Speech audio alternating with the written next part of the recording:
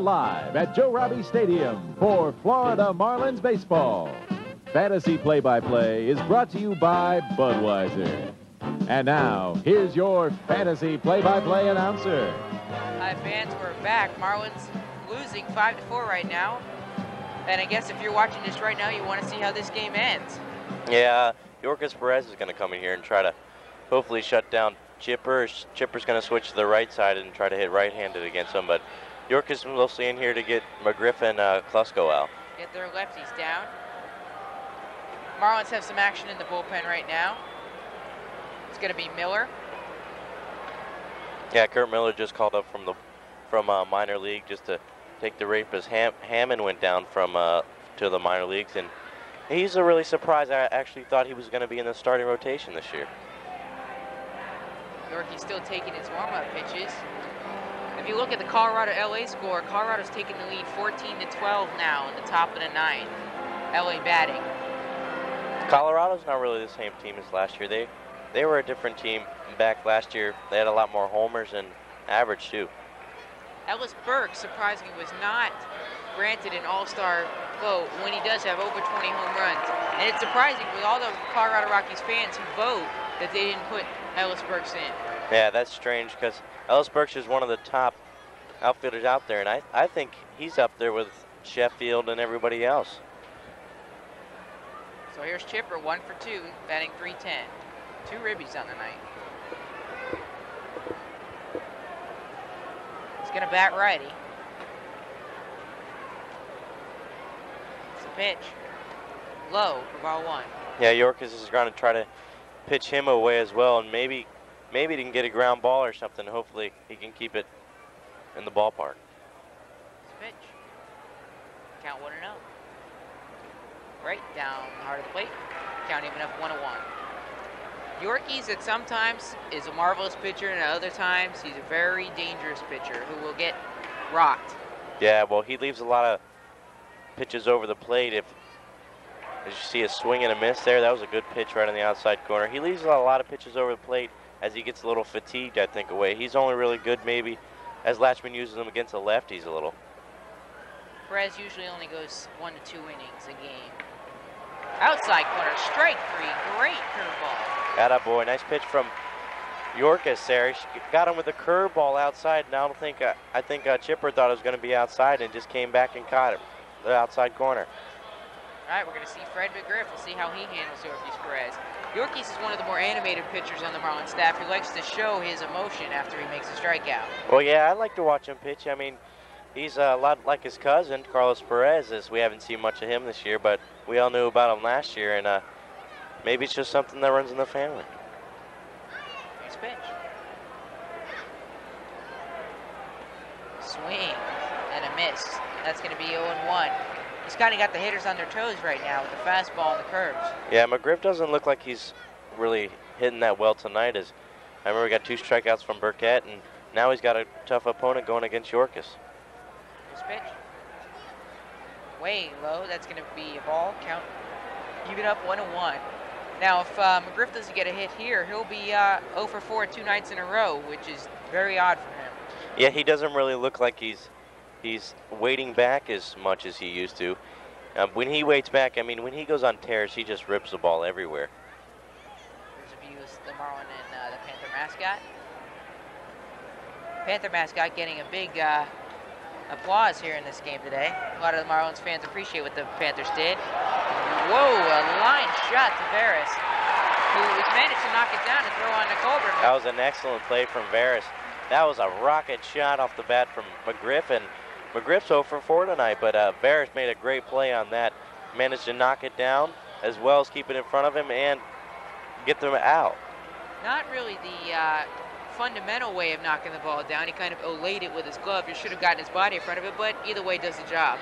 2 great plays for Kilvio tonight. Ryan Klesko, the dangerous hitter's up. It's a pitch. Inside, ball 1. Where is Klesko's bat spot? You can't really pitch him anywhere. I would really say everybody tries to go outside on him. He knows that, so he comes into the plate really well. As Burkett tried to pitch him outside, and then he knocked it to the wall. So maybe Yorkis will probably try to go inside, not all you want to do is just keep it low. If you ever get it high, you're going to be in a rut. Here's the 2-0 pitch. Way high, swing and a miss. Klesko used all his power on that swing, and if he would have touched it, it would have been gone. Well, I don't think he takes many Olay swings. He usually gets up there and he's just hacking at any pitch close, but that was a big cut from Klesko. He swings so hard he falls off balance most of the time. This pitch, way inside, that's going to be 3-1 is to count. Perez a little bit behind Klesko now. Don't want to put runners on base, especially being down 5-4. This game has lasted 3 hours now. Kind of a slow-going game. It's a pitch. Swing and a ground ball right to Kurt Abbott, who throws on for out number 3. Okay, let's see now. We're going to head to the bottom of the 8th inning. Braves lead 5-4. Let's talk a little about how the Marlins season so far and how they've done. They've gotten pretty much towards the 500 mark, which is pretty much average for this team. They haven't done it in the years past, but I think the fans have come to expect more from this team in its 4th year. Well, yeah, the beginning of the season, the big talk is just the wild card, and everybody expects a lot more out of the Marlins than what I think they have. Their pitching has just been outstanding. Really surprised me this year. Kevin Brown and Al Leiter have just really come out and really took the team over pitching-wise. Hitting-wise is a different story. We need Conine and Sheffield and Colburn to come through, but they're all starting to get up there, and I think as the year goes on, we might have a shot at the wild card. I believe that the Florida Panthers, them going to the Stanley Cup, boosted the morale here in Florida, and they really expect more of their Florida teams because the last team to ever reach the final, or to ever win a final in Florida, was the 1972 Dolphins, who went perfect 20 years ago. Yeah, and that's a long thing. Florida's really won a championship somewhere around here. And the thing is that Florida has one of the whole toughest fans, I think, in maybe the major leagues, just because everybody expects so much out of them. And, you know, the Marlins don't really get frustrated. They just try to do their best, and, you know, maybe they can surprise us this year and help us out. A lot of pressure's been put on Renee Lashman, but I don't really think he's done as bad as the fans think he's doing. I think he's doing what he has with the talent that he's got. You know, he's making the most of it. No, you just got to think if we were in the other NL and we would be in first place right now. Yeah, if we were in the NL Central, exactly. we would be in first place. And, you know, being in first place with 500 is something odd, but it's just a division, and we got to go through the Braves, Montreal. We just have a lot of tough components. This is definitely the toughest division in the major leagues, or at least the National League anyway. Yeah, because everybody knows the Braves is the best team in baseball, especially after they won the World Championship last year, and they have a good shot at winning this year. And they're most definitely going to win their division, and they'll probably go to the final.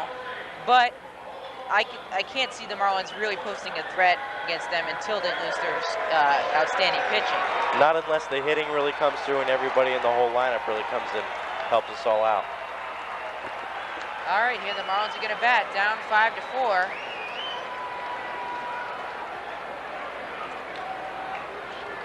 Oh, it's Gary Sheffield is going to be up. McMichael's going to face him. Here's the pitch. Swing and a ground ball. Foul. Back behind the plate. Yeah, McMichael's just going to try to keep him off balance. Hopefully work him a little away, a little in, but I think he's just going to mostly keep the ball away and keep it outside.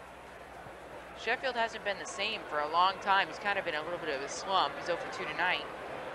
He's dropping below 300 more than he had before. Outside.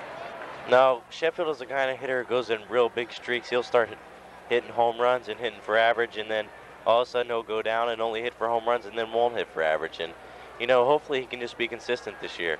If the Marlins are going to do anything, they got to do it in this inning. 1 and 2, because it is the bottom of the 8th, and they only got one more to go, and they're going to be using the bottom of the order. You see Mark Wohler's already warming up in the Braves bullpen, and that's one of the top closers, and we're really going to have to put a threat here. I don't know, it's going to be hard to score in the 9th. Terry Matthews, the body, warming up at the Florida Marlins pen. Outside corner, off just a bit, I guess. Counting it up at 2 and 2. Really fooled, you see Wohler's warming up. He really fooled Sheffield on that pitch. I think he was expecting a breaking pitch, and then you see Matthews warming up in the Florida pen. And then McMichael just threw an outside corner one right in the mud. Now the umpire is yelling with having some words with Bobby Cox, and Bobby has been thrown out of the game. He must have said some words that you just don't say to an umpire in the National League. He had a real hard time with that pitch. Yeah, he did. That looked like it was a little off the plate. It wasn't really that questionable, and Bobby might have been giving him a hard time the whole game, and finally, you see him going at it. You can read the lips pretty well here. He's got some bad words to say, and I haven't seen it, Bobby Cox this mad very often. He is really jawing with the umpire now, and I think it's time for him to sit down and let the game go on. He's already been thrown out. What more is there to do? Now the other umpire's coming in here to break it up. He usually doesn't get this bad, but he is just drawing like crazy. And the fans are right behind him screaming. They're going to have the other coaches to come out and draw Cox away from him. Cox is just going at it. Cox has just waited to explode today. Even his own players are trying to back him up now, trying to take him back to the dugout. I think Bobby Cox adding to the temperature here in the ballpark. I guess these fans needed something to cheer about if they haven't said something to cheer about since like the 4th inning, so at least they got something. As the scoreboard displaying the word "see ya," Bobby Cox is going to have to head back in the dugout. There, you know, if he draws any more, there could be some fines or suspension coming here. Yeah, you don't really see that out of managers. Usually once they get tossed, they just go on in and just give a couple more words, but Bobby really got upset. He's heading to the showers. We're going to see Greg Colburn now. Oh no, Sheffield's still up, I'm sorry. Its count is 2-2. All the confusion, I forgot who was up. He is still drawing away. They're going to need to take security here in a while to get him out. Let's see if we can get back to baseball here. Here's the last pitch by McMichael.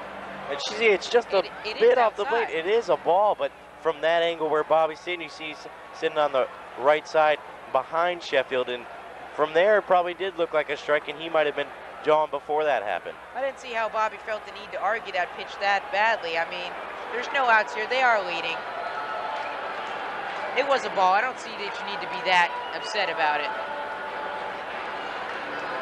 So, all the umps return. Well, no. Third base umpire and the home plate umpire are going to have a little chat for some reason. I don't know what they're talking about here. Well, I think Bobby's going to get something for this. As the umpires are really having a hard time. I don't know what they're discussing, but one of the umpires is heading towards where Bobby Cox is, I guess, to chat with him. I'd like to see a little bit more baseball and a little bit less fighting and all this stuff. It's kind of unbecoming of a manager. Yeah, it really makes a bad rip for Bobby. Everybody knows he's a tough coach, but I mean, give me a break. This is a little too much just for one pitch. Yeah. They're still talking. Sheffield's just sitting there. And they're escorting Bobby out of the game. You can hear the song in the background, All You Need Is Love by the Beatles. And the umpire is going to return. Okay, maybe we can get some back to baseball here. Third base umpire now trotting back. That was an odd display of emotion there. I haven't seen it in a while. You don't usually see that much out of a coach. He usually just goes back to the dugout and goes and take a shower and get ready to go home. Well, Gary's going to get a 2-2 pitch finally here with no outs here. Bottom of the 8th inning. Marlins losing 5-4. Greg Michael trying to gather composure once again. Here's pitch. Swing and a ground ball just fouled at the third base line. That could have been a nice double. Yeah, that was tailing inside as McMichael tried to give him one a little inside, and Sheffield was sitting right on it. All right, it's going to be a 2-2 pitch once again. You see group tickets for 15 or more. Call 930-HITS. There's pitch. Swing and a ground ball right to Chipper Jones. Scoops up, throws on, and McGriff for out number 1. You're gonna see Jeff Conine's gonna get up the bat here. It's tough to score when your leadoff hitter does not get on base. Yeah, maybe Conine can come through and shoot, maybe hit another home run to get us back in this ball game. I don't think there's much left for our lineup to get us back in, but hopefully Conine can pull us through here. Conine did hit the home run today, but is kind of having a boring day. He's 1 for 3, which is decent. He's batting .299. I'd like to see him get over that 300 mark before he leaves today. He just can't seem to get that 300 on the board. He needs to get a hit here to maybe he'll get on a rally again. Outside pitch, strike. Good pitch by McMichael.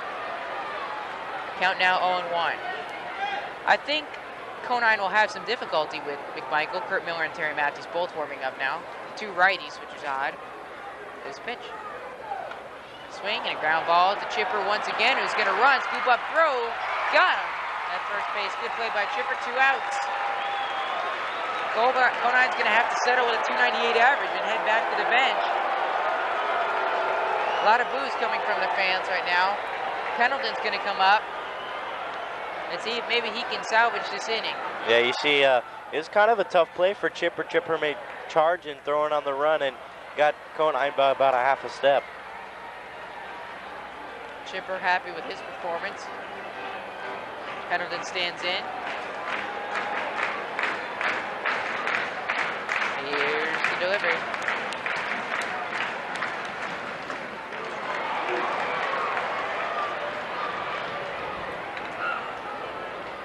Count now 0-1.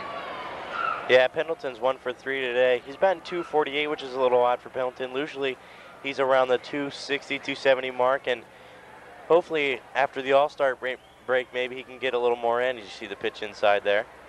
Count now 1-1. More likely than not, Gary Sheffield will represent the Marlins in the All-Star game. Yeah, he's probably the best Marlin. I've heard of rumors of Al Leiter making it, but I'm not really sure because they have a lot of pitchers who can wind up in the All-Star team. And Al Leiter's had a great year, really pitching a no-hitter, really bringing a lot to this Florida staff. And Kevin Brown as well is really helping us out this year. And I'd like to see him make it to the All-Star game. Marlins are going to have a tough time now coming up in the bottom of the 9th if they don't get something done now, because they're going to have Johnson and Abbott and the pitcher who are going to bat. Terry just trying to hang in there as they throw one outside, and then he tries to come inside and maybe break him off the plate a little. Terry's another one who comes into the plate, dives into the plate and tries to get that inside pitch a little more. First pitch. Swing and a high fly ball, but Dias camped under it. He makes the play. That's out number 3. We're going to head to the top of the 9th inning. Atlanta leading 5-4. Now, the Braves do have 9 hits. Florida does have 7. This has been a tough game for Florida since about the 6th or 7th inning. Yeah, it's really been tough. Burkett, unfortunately, gave up them runs to cost us, but, you know, the bullpen hasn't doing that bad here. We're going to have Kurt Miller come up and pitch the 8th, and the 9th, excuse me, and maybe the Marlins can come back and get it here. Well, we're going to have the bottom of the Braves lineup as well coming up. So it's going to be a battle of the bottom of the lineups now in the 9th inning and see which one prevails.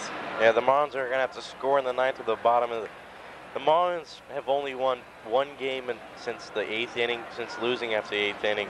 It's really hard. They're not really a comeback team, which proves the Braves, the team that is up there in that potential, as really a comeback team. Will come back at any time. Yeah, one of the best comeback teams that there are.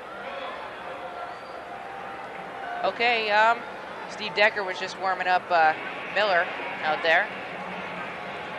Miller, haven't seen much of him with the Florida Marlins since he is new. We'll see how he does. No, just like I said, he just come up from the minor leagues, and you know, he's one of the relievers, just like Jay Powell and them. Jay Powell had pitcher of the year for the minor leagues last year, but he really hasn't shown that much in the major league, probably because he's young, and I think Miller's probably the same way. Well, eventually we'll play ball here. Wonder if the tempers on the Atlanta Braves team have settled down now that Bobby Cox is headed towards the showers. Yeah, that was really something. I've never really seen that much go on between an umpire and a coach, but you know, Bobby's kind of real strict coach who likes to have it his way or no way. And Bobby's a quiet guy usually, but I guess he does explode from time to time. Yeah, he just gets them things just like any coach would most of the time. All right, we're going to get back to some baseball. Javi Lopez going to bat. He's going to settle in. Kurt Miller's done with his warm-up. He's 1-0, Kurt Miller is, with a 4.60 ERA. Decent for a pitcher. 15 walks, 17 strikeouts. A little bit better than Jay Powell was, but still not too great for a reliever. You want to get those walks down. Yeah, that's the whole problem with our bullpen is mostly the walks. If we can get the walks down, that's less runners on base, and then we won't have to turn as many double plays. Here's going to be the pitch by Miller. Outside, ball 1. Count 1-0. Javi 0 for 3 today, 273. His average dropping, a little bit of a slump. Yeah, just like I said, he's only batting .219 his last 3 games, and he hasn't got a hit in a while. Ground ball, scooped by Abbott. It's going to be a tough throw. He's safe. He did not get enough on it. I had a feeling when Abbott had to go so far in the hole, making such a long throw. Yeah, Javi was really getting down the line pretty well as a catcher. Abbott had to go in the hole a little bit, as you see here, and he waited back on the ball and then took his time a little, probably more than he should have. Tried to make a strong throw, but Javi unfortunately beat it out. Javi beat it by a couple steps. Well, we're going to see Jermaine Dye, who's impressed me so far definitely this game. Oh, no, Rafael Belliard is going to run for Javi Lopez now. So Rafael Belliard is a little bit speedier than Javi Lopez. Yeah, Jermaine Dye, he's 1 for 3 today.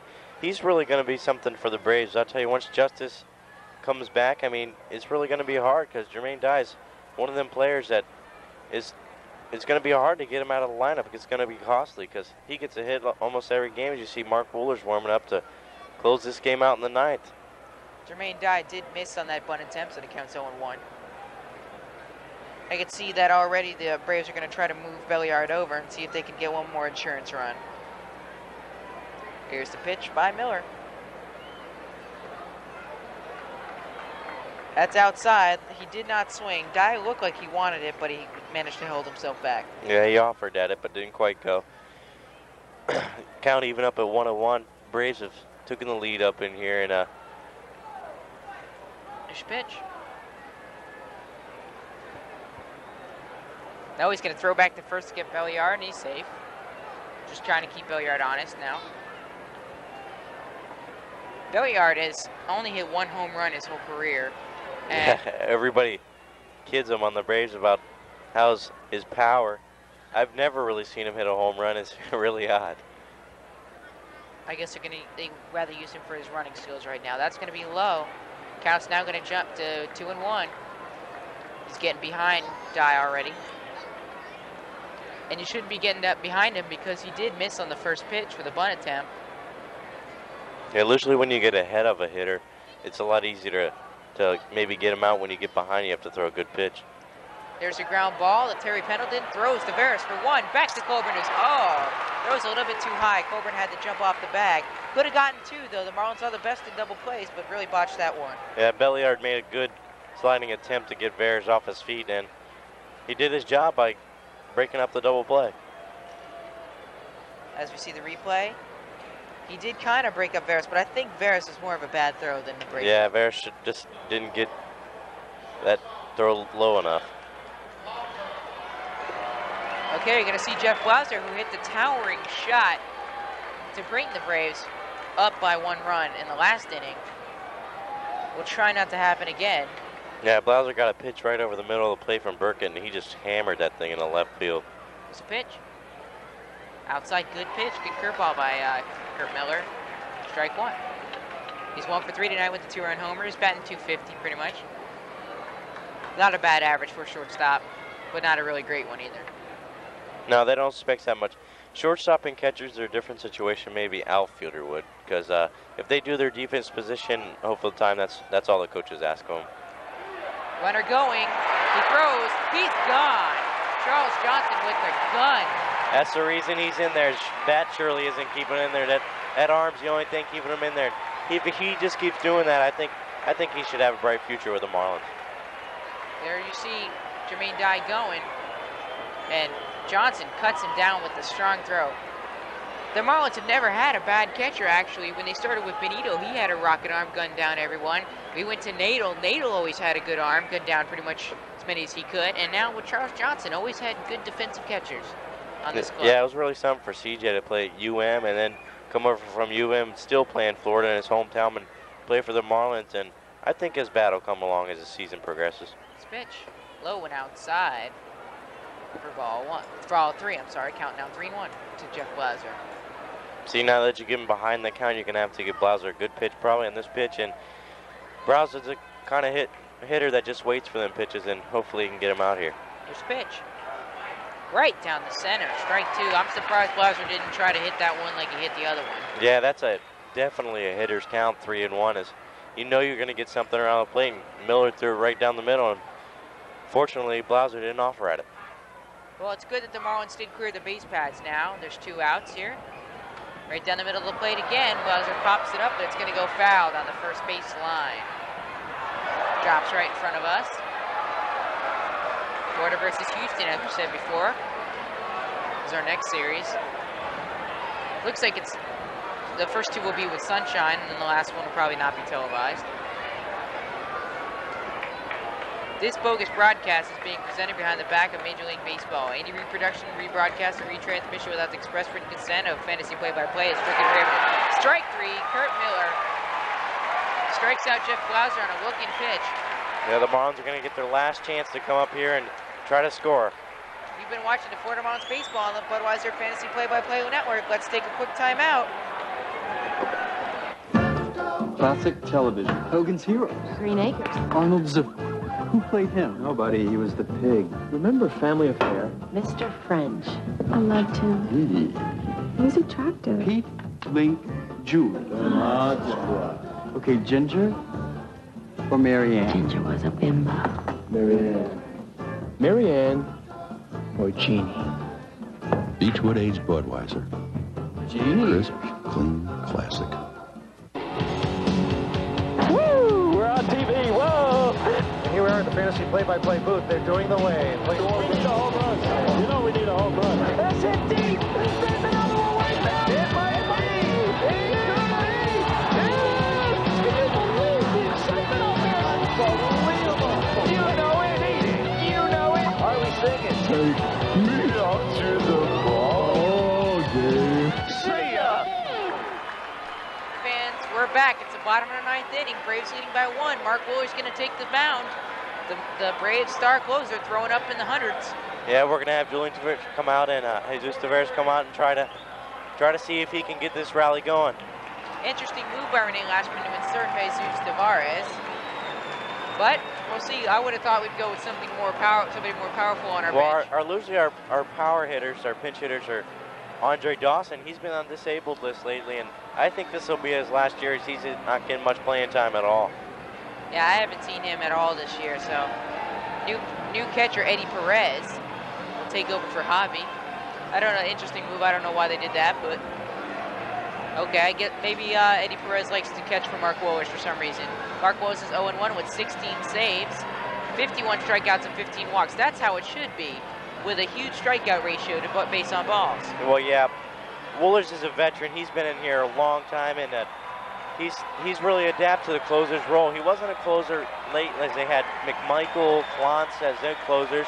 Wohlers really adapted to it last year, and he's become one of the best closers in the game. All right, we're going to see him battle Jesus Tavares, who kind of doesn't have that much experience, and having to face Mark Wohlers is going to be a real treat. No homers, no ribbies, 179 average for Jesus. Jesus is what you would call a slap hitter. As you'll see, when he hits, he likes to come off to the left side. Strike 1 on the outside corner.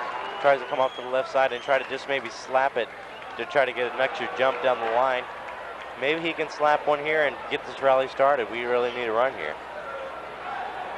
Okay, here's going to be the 0-1 pitch by Wohlers.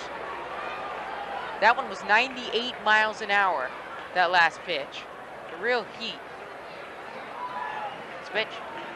Swing and a base hit to right field for Jesus. Like you said, the slap hit doesn't really follow through, just kind of slaps at it. Yeah, he did a good job there as Wohlers hung a curveball over. I think if Wohlers would have stuck with the fastball, it would have been really hard to catch up with, but you see Wohlers hang a curveball a little over, and Julian, just like Jesus, like I said, just slaps it to right field. Well, the Marlins trying to get a rally here. They got their first batter on. No outs here, 5-4, bottom of the ninth. Kurt Abbott coming up, 0 for 3 tonight. Let's see if he can finally get something going since he's gotten off the disabled list. Well, I think he'll probably be bunting here to try to get Jesus over. That one is in the dirt for ball 1. Wohlers a little agitated with Jesus being on first base, kind of threw that one down too much.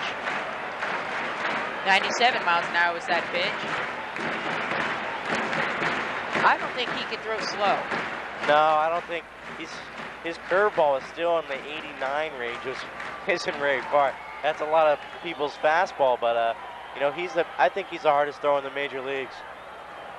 Tavares takes his lead from first base. The set from Wohlers in the pitch. Right down the heart of the plate for strike 1. That one had to have been up there. 98 miles an hour. So that was a strong pitch right down the center. Kurt Abbott didn't bother to swing. John Paul and Terry Matthews still warming up in the bullpen. Interesting who's going to come in. That's going to be Renee Lashman's call. Andre Dawson, the man we've been talking about earlier, will be coming up to hit next if Kurt Abbott lays down this bunt successfully. There's the pitch. There's the bunt.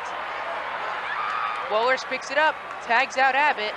Successful bunt, gets the runner over to second base. Good fundamental baseball by the Marlins. Well, Andre Dawson coming back from the disabled. This will be his first at-bat since coming back from the disabled list. I mean, if he can really come through here and hopefully get Jesus to score, this will really be a boost for the Marlins. The fans really giving him an ovation here. They love Andre. He does hit a lot of hard balls for us. Even though we know he can't run, he's getting a little older, but he still can take the ball over. The fans really excited here as Andre digs in.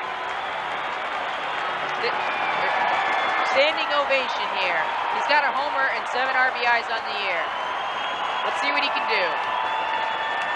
Tavares on second. We got to get him home to tie this sucker up. 10 hits for the Braves, 8 for the Marlins. No errors either way. Here's the set by Wohlers. And the pitch. Swing. And a foul ball down the right field line. He's got to have some quick hands to get around on a fastball like that. And Andre is getting older. Yeah, he is. If he can just throw them hands at a fastball, Wohlers throws so hard that he can get away with so many pitches just throwing it right down the middle because everybody's late on it. If Andre can turn on one here, we can really see the Marlins come back. Here's Tavares taking his lead. 0-1 is the count. So you can see the box score. Andre with the pitch.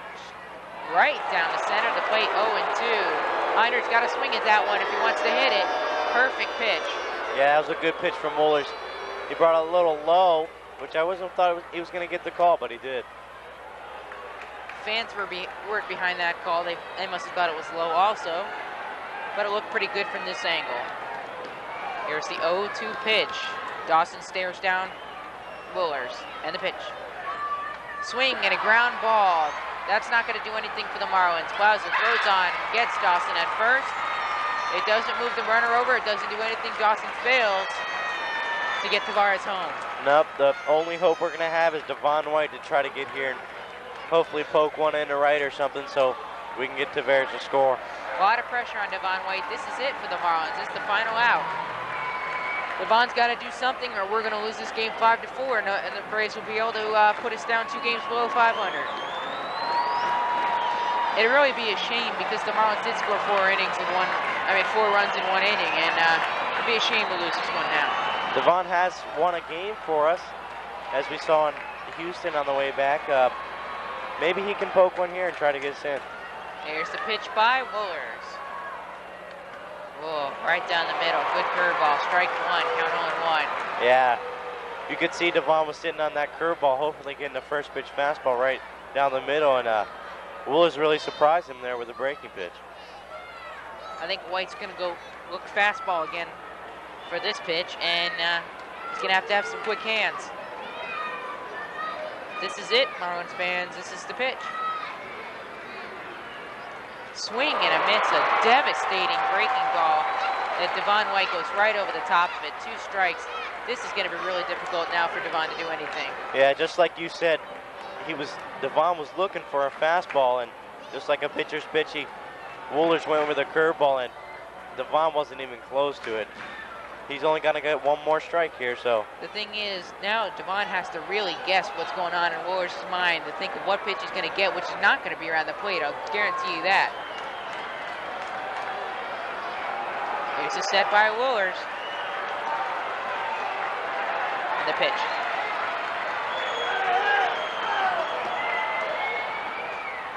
Ground ball to Chipper Jones. This is it. Throws on the McGriff. Out number 3. The Atlanta Braves have taken the final game of this 3-game series, 5-4. Good game all around by the Braves and the Marlins. But the Braves just managed to pull out 5 runs. Marlins only 4. Yeah, if it wasn't for that 1 inning that happened, but you know, them things happen. Burkett pitched a really good game up to that point. Unfortunately, let that go, and nobody scored after that. All right, here's how the box score goes. Atlanta 5 runs, 10 hits, no errors. Florida 4 runs, 8 hits, no errors. 8 hits, surprisingly, we got 4 runs out of it because of Conine's 2-run homer. Yeah, Conine really boosted us. He was the one who kept us in the game, and it looked like we were going to take it for a while, but, you know, that's baseball. Well, regardless of Bobby Cox's outburst, the Braves were able to pick up some morale and pick up a win. They haven't been winning of late, as their star pitcher, Smoltz, has lost those last 2 decisions. So it's good, you know, that Wohlers was able to pick up this victory here, and that'll boost his record to 1-1. Yeah, but I think the Marlins will do all right. Just like you said, you can't win all of them. I mean, you're going to lose. He won 5 in a row at this point, and hopefully we can come in here and do the same thing. We're going to head into Houston and see how we do there. Should be an interesting series with Derek Bell and all those Houston players. So we'll see how it goes. So it's time to say goodbye, folks. We're going to head out of here. Marlins lose 5-4. We'll see ya. I'm Joe Dorsey, and this is Richard Barnes. We're out of here.